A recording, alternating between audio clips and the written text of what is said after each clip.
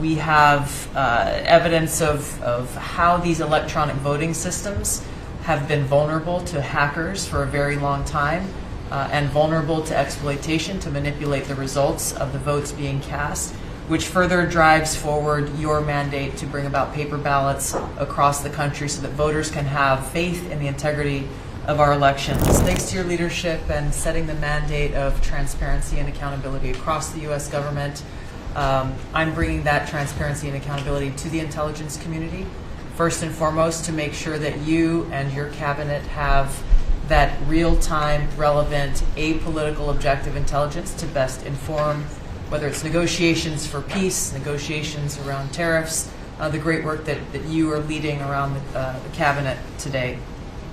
Secondly, working with Department of Homeland Security and the FBI to increase our information sharing to achieve your goal of countering the narcotic trafficking and our ability to go after cartels now designated as foreign terrorists. I met with the National Sheriff's Association this week, being able to work to make sure that the information that they are getting on the ground, that local law enforcement is getting on the ground, is being fed back up through to our National Counterterrorism Center, and that we have all of the federal agencies, state and local law enforcement all on the same page as we are working to make our country safe again.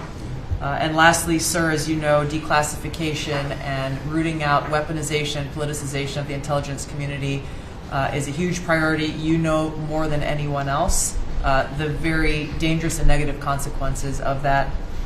I've got a long list of things that we're investigating. We have the best of the best going after this. Election integrity being one of them. We have evidence of how these electronic voting systems have been vulnerable to hackers for a very long time and vulnerable to exploitation to manipulate the results of the votes being cast, which further drives forward your mandate to bring about paper ballots across the country so that voters can have faith in the integrity of our elections. And lastly, we've been scanning. I've had over 100 people working around the clock to scan the paper around RFK, Senator Robert F. Kennedy's assassination, as well as Martin Luther King Jr.'s assassination. These have been sitting in boxes in storage for decades. They have never been scanned or seen before. We'll have those ready to release here within the next few days. That's great. Bobby, how do you feel about that? That's hitting, I'm very gratified. That's hitting close to home, isn't it? No When you kidding. think, I'm thinking about Bobby when that statement's made. I'm very grateful to you, Mr. President. Good.